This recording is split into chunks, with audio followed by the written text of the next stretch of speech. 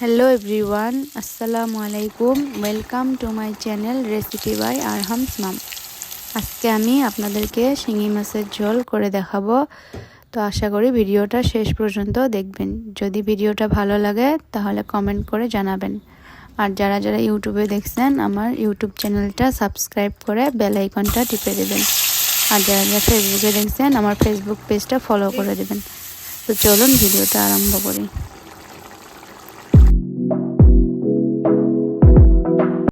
আমি এখানে বাজার থেকে কিনে না শিঙি মাছগুলো নিয়ে নিয়েছি। দেখো শিঙি মাছগুলো জ্যান্ত বড় বড়। এখন আমি মাছগুলো ভালো করে কেটে নিচ্ছি। কাটা হয়ে গেছে, এখন মাছগুলো ভালো করে ধুয়ে নেব। তো দেখো আমার মাছগুলো ভালো করে ধোয়া হয়ে গেছে। এখন দিয়ে দেব লবণ আর হলুদ দিয়ে মেখে নেব।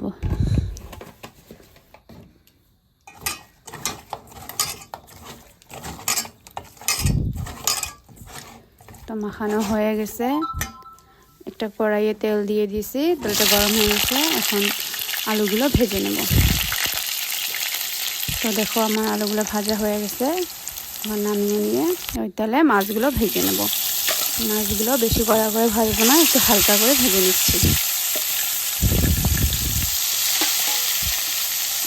2-3 মিনিট পরে আমার মাছগুলো হয়ে যাবে।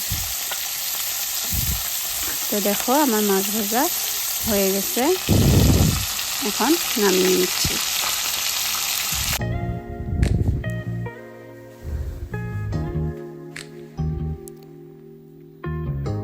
এখন তেলে দিয়ে দেবো পেঁয়াজ কুচি, দিয়ে পেঁয়াজটা একটু ভেজে নিয়ে দিয়ে দেবো মরিচ বাটা।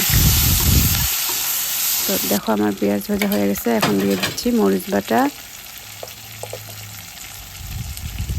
জিরা গুঁড়ো, মরিচের গুঁড়ো, হলুদের গুঁড়ো আর লবণ দিয়ে একটু ভেজে নিয়ে মশলাটা কষানোর জন্য জল দিয়ে দেব। তো দেখো আমার মশলাটা কষানো হয়ে গেছে।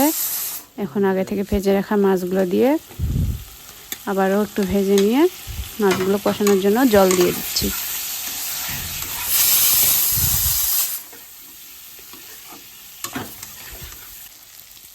তো ভাজা হয়ে গেছে, এখন জল দিয়ে ঢেকে দেব। দেখো আমার মাছগুলো কষানো হয়ে গেছে। এখন আগে থেকে ভেজে রাখা আলুগুলো দিয়ে দিচ্ছি। দিয়ে আবারও একটু নেড়ে চেড়ে ঝোলের জন্য জল দিয়ে দেব। জল দিয়ে ঢেকে দেব।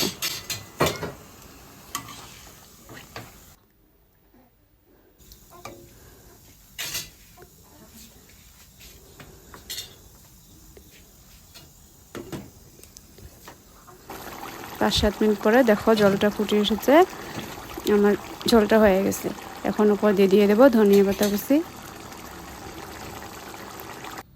হয়ে গেছে, আমি এখন নামিয়ে নিচ্ছি।